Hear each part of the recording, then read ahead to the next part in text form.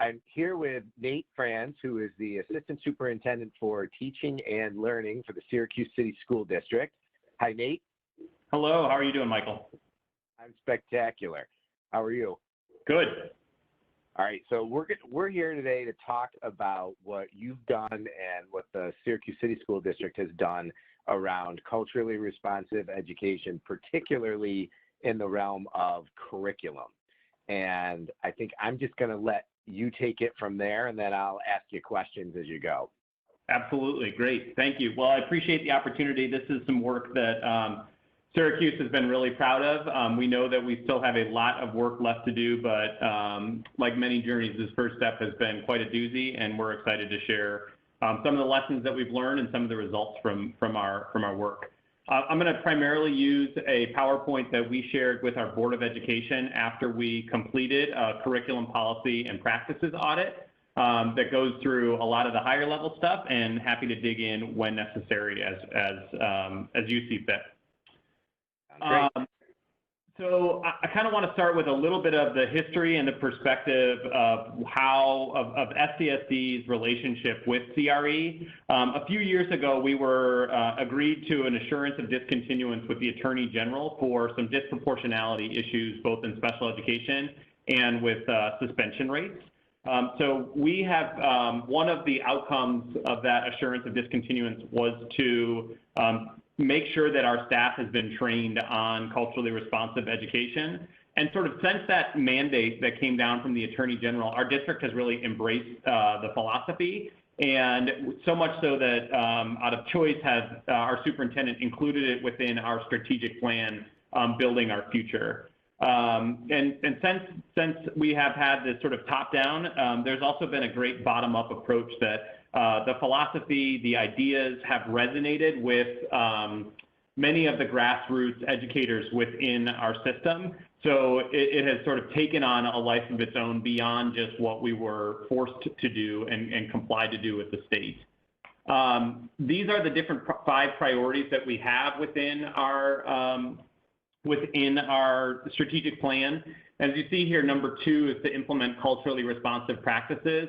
But also number 5, where as it relates to the work that I'm going to talk about, it closely relates to providing dynamic and rigorous curriculum and instruction. So while the specific action item falls within priority 2, it also obviously touches on priority 5 as well.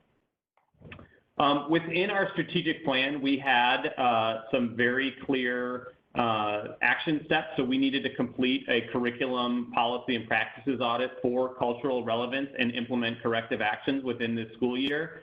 So we set up a pretty robust meeting schedule and some milestones that we wanted to achieve. So you can see the timeline isn't very long, but we felt that it was necessary to get done in just the spring of last year. So over the course of 3 or 4 meetings, we met with a team of SCSD stakeholders and did the work that was what we felt fulfilled the strategic plan goal when it comes to the audit itself. How did you determine who was on the team?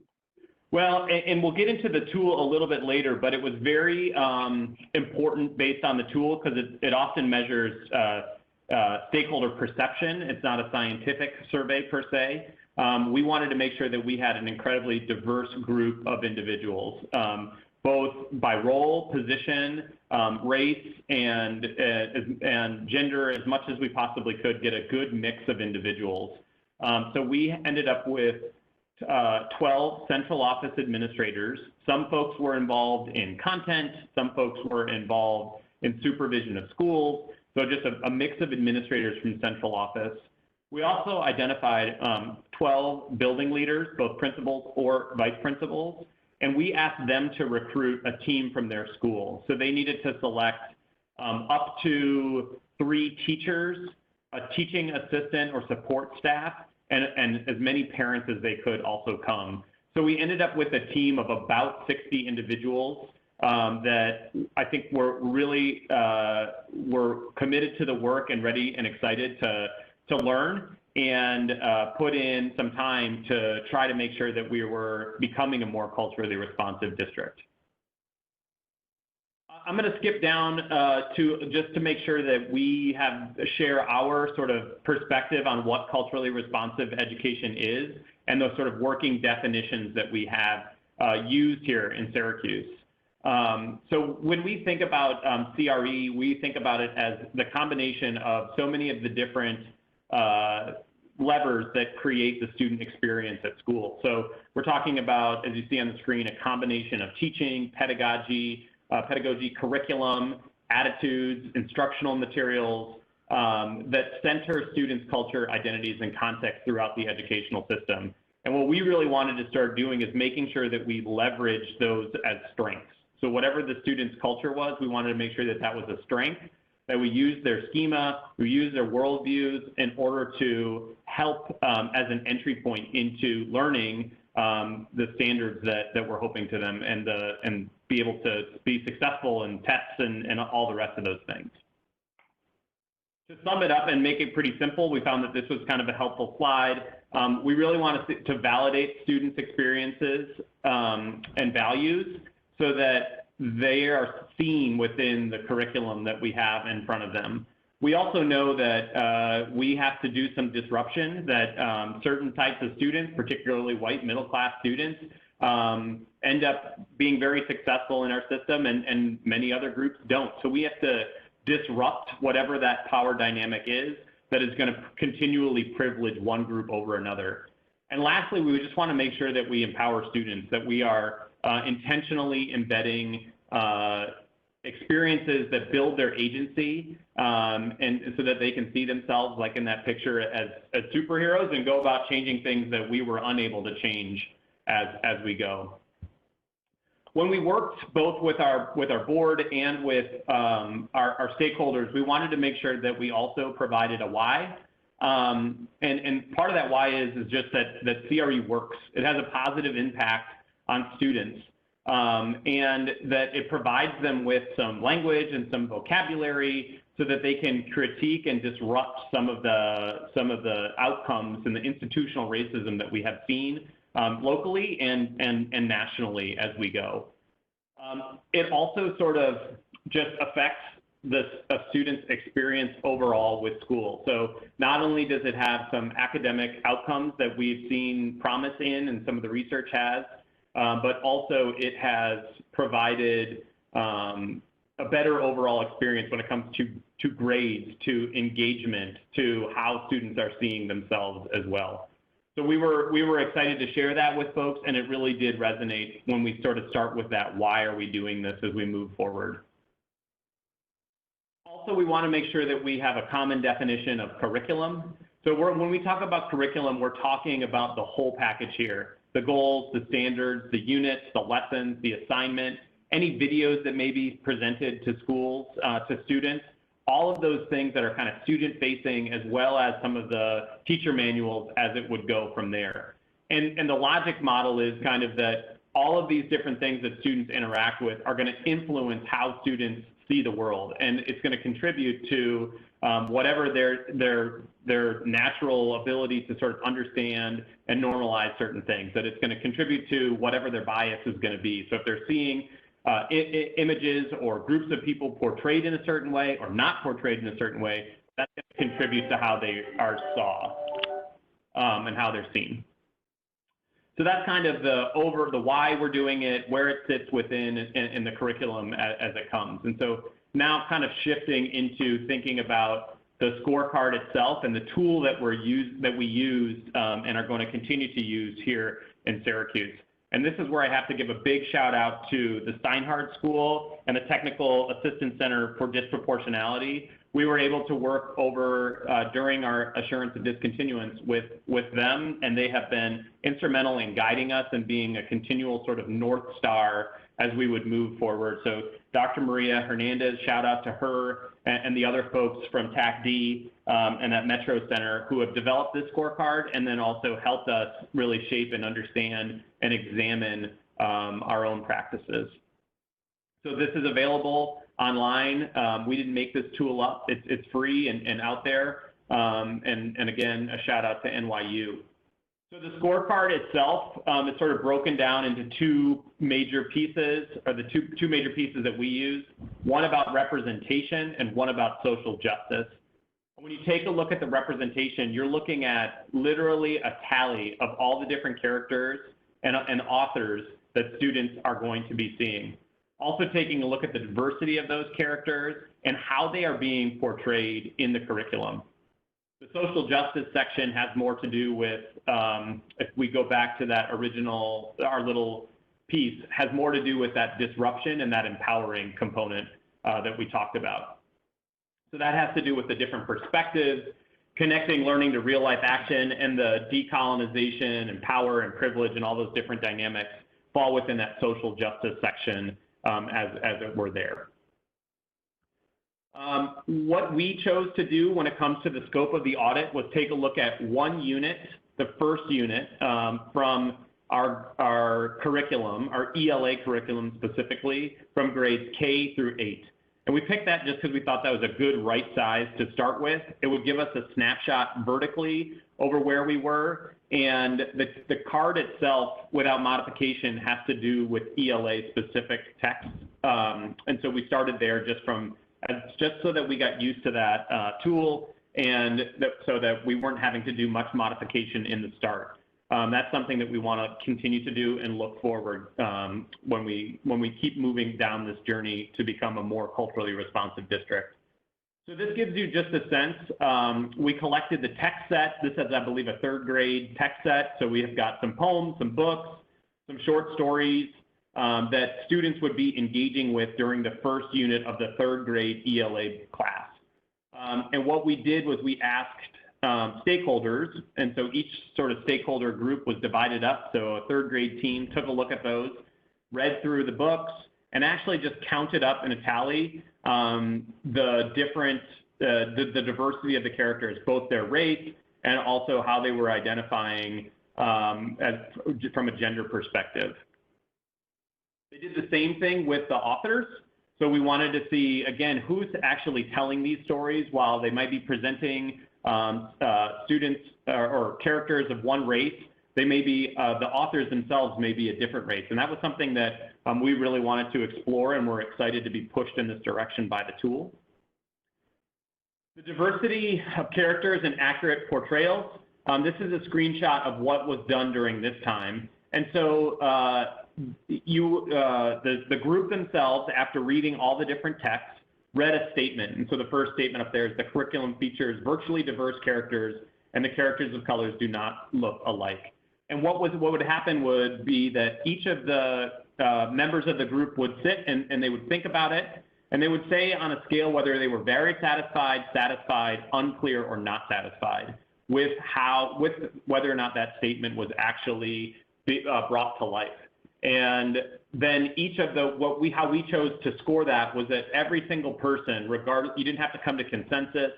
You know, Michael, you may have read that text set and been completely not satisfied, and I might be unclear. Both of those tallies were included in the score, and then we actually got an average of the score after that.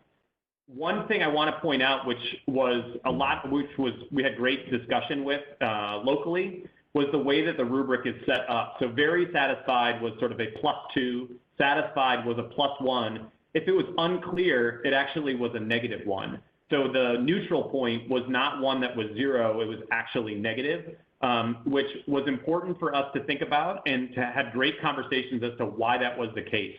And we landed on, if it's not culturally responsive or if it's unclear whether it is, that is actually a negative. We're not taking full advantage and leveraging student strength. So while it was hard for folks to grapple with, good, rich conversation happened, and it really pushed us to make sure that we were being proactively culturally responsive instead of just saying, we were neutral, it was unclear.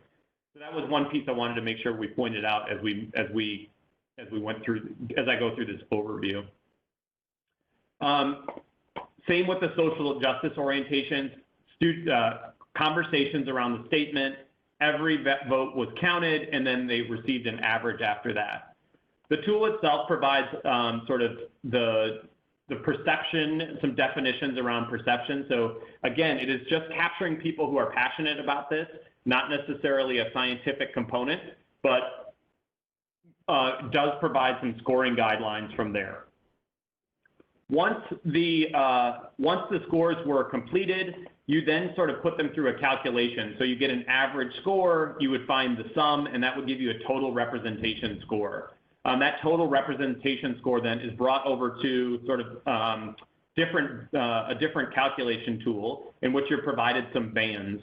And so if you were receiving several negative points, so you were unsatisfied or not satisfied or unclear, you would end up with a rating of culturally destructive, and it gives kind of a definition for what that is, all the way up to culturally insignificant, emerging awareness, culturally aware, and finally, if you receive several positive, very satisfied, or satisfied statements, your curriculum would actually be rated as culturally responsive. So that's kind of the overview of the tool itself, and now I'm going to shift into talking a little bit about the findings and recommendations that the group made. This we weren't proud when we had to put this up on the screen and share this both locally with the group who did this as well as with our Board of Education. So you can see here that we have still a ton of work to do. There were several grades where both on the representation and the social justice scale fell in the rating of culturally destructive, meaning that the majority of folks found that it was either unclear or they were unsatisfied with the curriculum when it came to the statements that were in the tools. Some relative strength here, and I say relative because we still have a lot of work to do. So grade 8, there was a couple where we actually ended up in the positive, where there were more positive statements than negative statements, and so we sort of fell in that emerging awareness state piece. So we've got some things that relative strength that we need to celebrate and continue to look at as we move forward and figure out what we did in those grades specifically and really push them into other grades as we move forward. This is the highest level of data that we shared. We also provided the team with more granular detail, and we went through a data protocol, and they actually came up with these recommendations from a deeper dive into the data. So the first thing that we wanted to do was we wanted to take some swift action. So any unit that was rated quote unquote culturally destructive, we went in and replaced some texts. So we went out and found texts from different types of authors, a much more diverse author set, and added those texts and supplemented those units and removed texts that we felt were causing more destruction. We also realized from our data, and this came from the team reviewing the data, that I think 4 K1-2, so out of the four lowest ratings, K2 had the lowest scores. So there were 3 of the 4 lowest scores were in K2, and we knew that we needed to do a deeper dive into those. So instead of just reviewing the first unit, we actually went on, and we're already midway through this, going and taking a look across the entire year in grades K1 and 2 to review those units and try to figure out if there's some more supplementing that we need to do. We presented to the board the recommendation to include this scorecard in the curriculum adoption process. So obviously we're trying to retrofit our curriculum to these principles. And so what we wanted to do was making sure that going forward, we do this curriculum adoption, or we do this, we do the scorecard, use the scorecard in any curriculum that we're considering, and present that information out to the Board of Education to ensure that we are being proactive when it comes to adopting and using curriculum that is culturally responsive. And finally, we really wanted to make sure that we were adopting an equity policy across the district. The many organizations, whether they're school districts or nonprofits, who are doing this work, the first step that they did was they adopted an equity policy going forward. So that was another recommendation that we had, and we presented some drafts to the board and a way to think about that a little bit differently on top of that. So that's sort of the very, very high level and quick summary of the work that we did from April to June of last year when it comes to making sure that our curriculum was moving in the direction of really leveraging students' strengths, needs, interests, and cultures, and becoming more culturally responsive. So you mentioned that based on this work and some of the recommendations, you actually made some replacements and some changes for this school year. I know it's early, but have you had any feedback from teachers or students or parents based on the changes that you made? So not directly on the text themselves, but I would say that we have made it clear that we want to be moving in this direction, both because of this work and having teachers and stakeholders at schools be involved in the actual work themselves. So we haven't got the feedback directly on the text that we've replaced, but what has happened is people are just much more aware. And so, you know, one example would be we purchased a set of maybe 180 bundled level little decodable readers. And you can't look at every single title through those based on how we purchased them, or we didn't. We probably should have. And so we sent these bundled readers out to the schools. And last Friday, I received a flurry of text messages from a teacher who had been part of this work, and with pictures of a few of these leveled readers, and said that these are unacceptable. They don't meet the district's vision for what culturally responsive education is, and certainly would not have scored well on this scorecard. And we were able to take some swift action. We sent folks out, collected them all from those readers, you know, and actually sent them back to the company. So we wouldn't have been able to catch that without the many eyes that are on that. So people's mindsets have shifted and are aware, and they understand that as a district, we're partnering with this together and that we're serious about it. So they surfaced it. We were able to address it.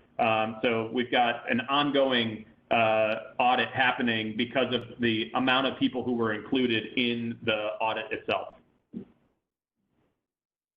That's amazing. That's unbelievable.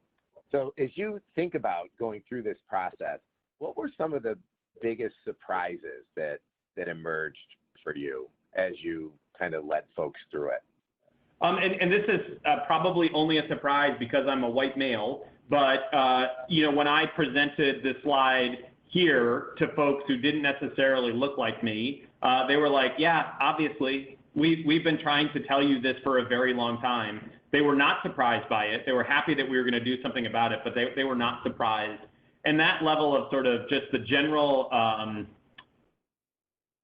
I say ignorance, but I don't know what other word to use, by the system as a whole to just allow for this to happen, that we had so many people out there who are interested in this, passionate about it, and doing this work already, and we hadn't necessarily leveraged them and started to chip away at it sooner was the biggest surprise that we sort of had. Just that the majority of the folks involved, they knew the results already. They didn't have to have an audit tell them that these things.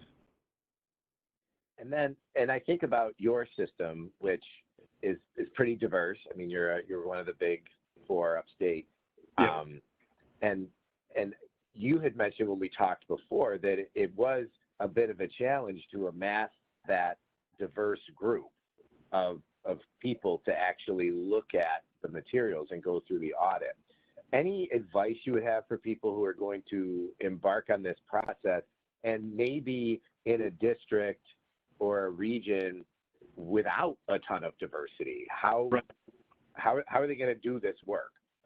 I mean, I think they just got to get in there and start making it messy right away. Because I think what one of the things is even for folks, even for districts who have a majority white student population, there's a lot of students who are being still unrepresented there. And I think what we need to start thinking about is how are we empowering everybody to take a critical lens to some of these things, so whether or not you can get the diverse group of people sitting around the table, but just changing the types of conversations that regardless of who's around the table is having, putting a tool that is sort of creating a safe place for folks to have a dialogue about what it is and say, wait, is this okay or is this not okay, would be beneficial regardless if you're able to get a super diverse teaching staff around or you're serving a super diverse group of students.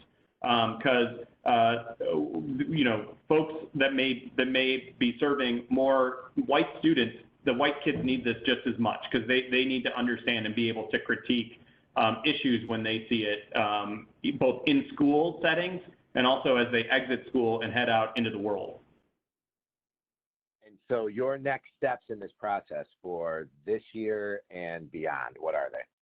So I think what we want to do first is we got to finish that K2 audit across the course of the year. So that's the first big step that we have to do. So we've started that. We've done half of the work already, and we got to continue to do that work as we move forward. And then I think we need to shift and start moving into other content areas to take a peek at what their curriculum looks like. So what does it look like to be culturally responsive in mathematics from a curriculum standpoint, and whether or not that's meeting what it is.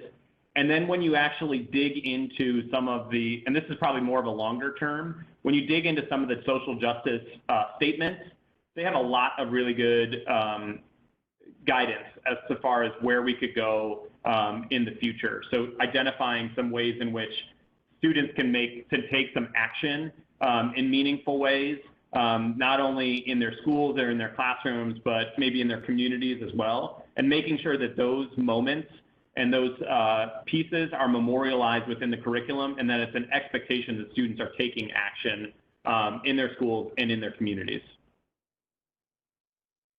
That's great. I mean, this is brave and challenging work that you folks have undertaken. So it's amazing.